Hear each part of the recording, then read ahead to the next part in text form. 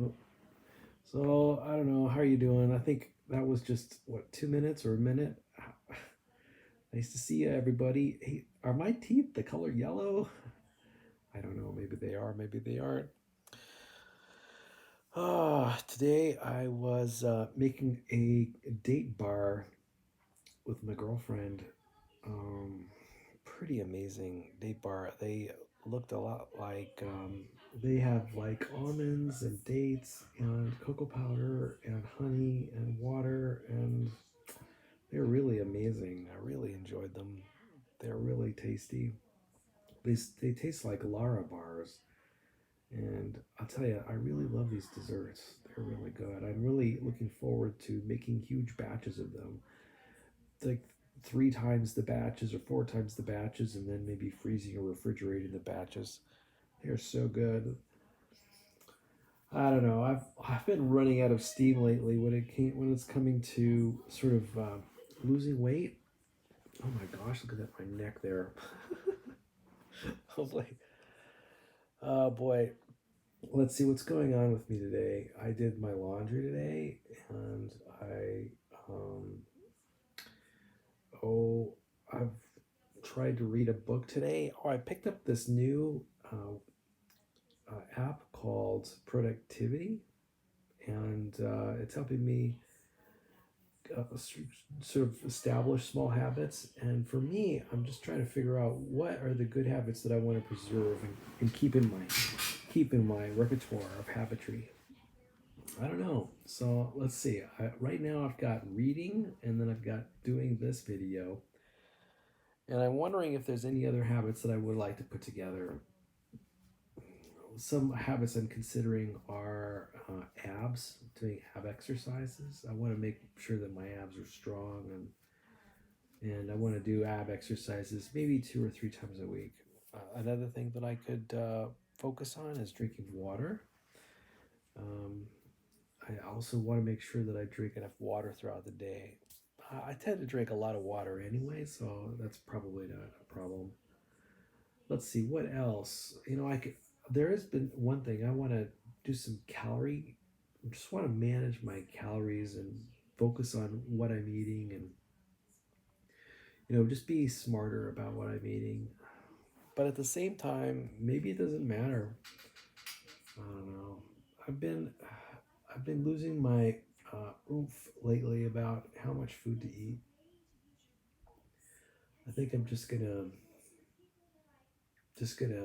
just eat as much as I want to eat and see what happens. By the way, I've been making some huge gains in the gym. I know you can't see it in my forearms, but I've been making some really great gains in the gym. I've been getting so strong. I can't believe it. And believe it. I've been making regular increases in my the bicep curl, regular increases on all kinds of exercise equipment, and I'm really proud about that. And I can only imagine how strong I'm going to be in a year or two. Certainly, I mean, I've been getting a lot stronger ever since using this software program called what is it? Wait It or something, or I forget what it's called. But yeah, I've been getting a lot stronger, and I'm really proud of myself. Last week, I might have pushed my legs a little bit too hard in that I was just sore for days and days and days, and only recently has the soreness gone away. Tomorrow I'm scheduled for legs, but I don't think I'm going to do legs. I think I'm going to do shoulders instead. I might do legs on Tuesday or Wednesday because it's I really exercise my legs quite a bit. Um, Although I'll tell you one thing that I'm kind of interested in doing is I'm interested in doing some more cardiovascular work. I'll tell you, last week I don't think I did very much cardio, but I did do my best to walk around the block, and I try to walk as much as I can. But actually, it's been cold lately here in Santa Barbara. It's been really cold, and I don't know what to do with all the. I just walk around and it's kind of chilly. It's like 50 degrees outside, and it's just a little unpleasant to walk around, and so I'm really not sure what to do about it. So I've just been staying home a little bit, and I guess here we are in the middle of winter, and so I guess it's not the middle of winter. Winter just started the 21st of December, and anyway, it's beginning to feel like winter. In fact, there's rain that's going to be happening. I think there's a 100% chance of rain on Wednesday, and there's, a non-zero chance of rain on Tuesday.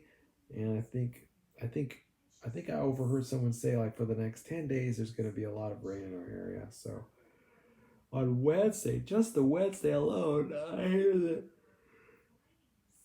they're planning on 1 to 2 inches of rain. That's a huge amount of rain for us. We're pretty much a Mediterranean climate here, and for us to get 2 inches of rain in one day is pretty phenomenal. Now, here's the thing: I actually also don't have an umbrella. I don't own any galoshes. Now, I do own a jacket that's sort of a rainproof jacket, and I might just break that out if I need to leave the house. But now that I think about it, there's really no reason for me to leave the house, so that's good.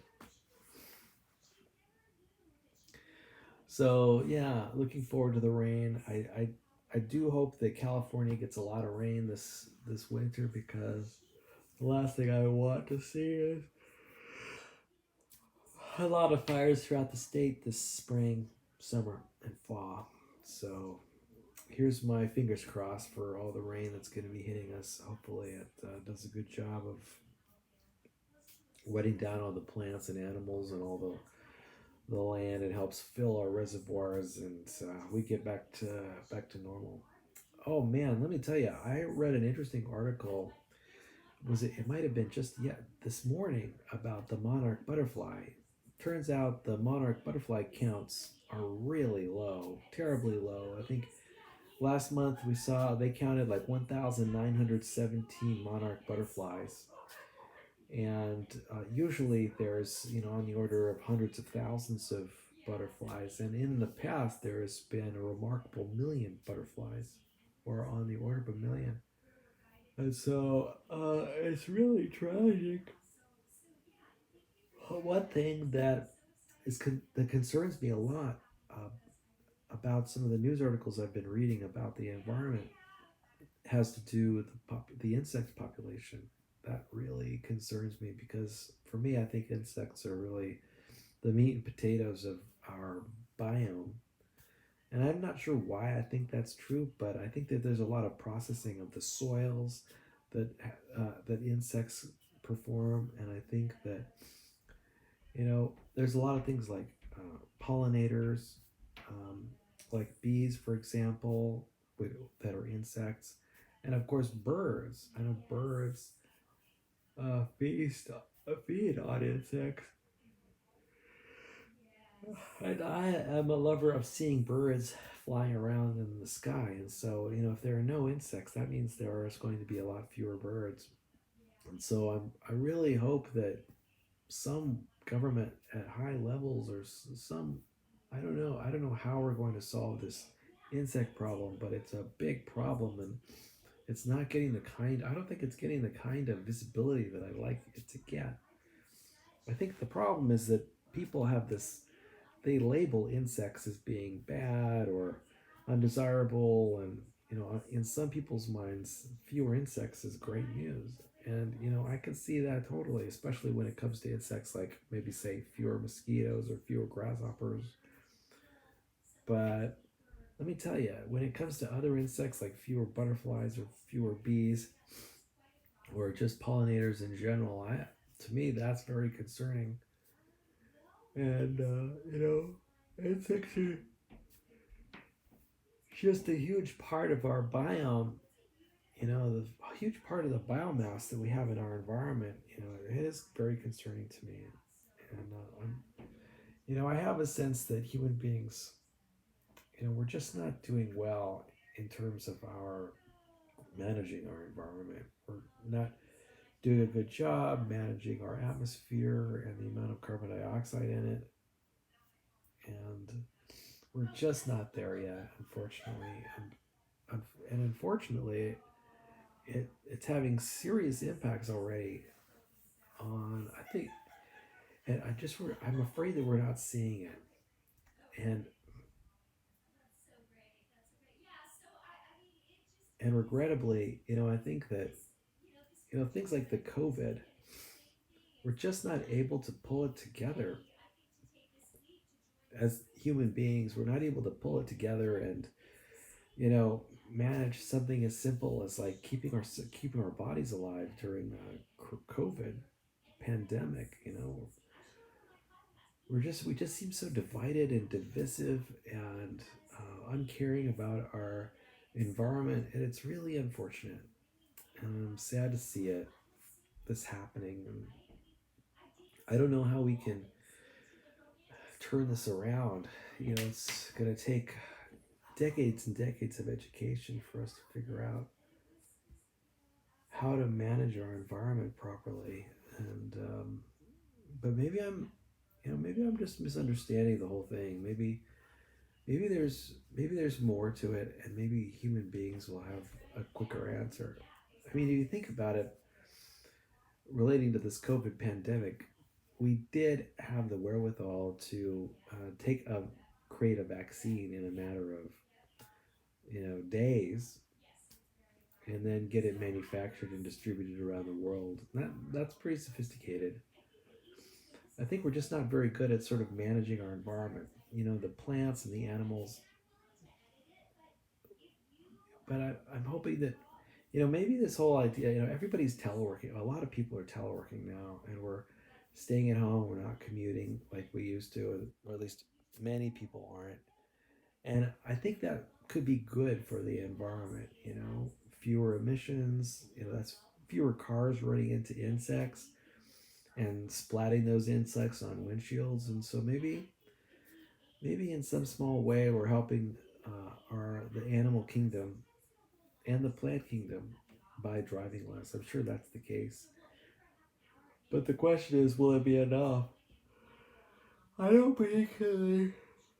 I don't particularly know what is killing off all the insects, but I have a suspicion that it might be the pesticides that we use and a lot of chemicals that we use in our lives. We use a lot of chemicals, and you know, it's really. I'm not surprised that these chemicals are having an effect on the environment. But here's the thing: we need to isolate what chemicals are having these negative effects, and then take action to outlaw these chemicals, because we need our biomes intact, because that's how we're going to stay alive. Anyway, so I am a little bit concerned about the status of insects in the world, and I'm also concerned that it's not getting the kind of visibility that I'd like it to get to. Like I haven't, I might have seen a few news reports about insects decline in the world, but I haven't heard about any politicians talking about insects and what we're going to do. Heck, I haven't even heard a lot of politicians talk about the problems with bees. So maybe I'm just not looking at the right media sources. Maybe politicians are talking all the time about bees and about insects, and but anyway, clearly we've got to get this under control, and it may be less of a problem than climate change, actually, because climate change is really going to end up making some interesting changes in our lives, especially if the water on the planet starts increasing its height all over the planet. I guess right now it's about 3 millimeters per year, but of course, with all the glaciers melting, that rate of increase is going to just start increasing and increasing every year, and it may already be too late. I have a feeling that the polar ice caps in the glaciers, they're already melting so rapidly that there's no way that we're going to be able to counteract the effect. I mean, even if we froze the planet right now, except if we froze the planet right now. But still, a lot of that water is just already melted from ice into snow, or from snow into water. So, anyway, I guess there's only one thing to do, and that's to enjoy the life that we have right now. And that may be the best thing that we can do. Anyway, I'm not sure. These large scale problems, I just don't have any control over. From the point of view of a Stoic, it makes sense for me not to be too concerned about those things that I don't have any control over. So maybe that's just the perspective to take.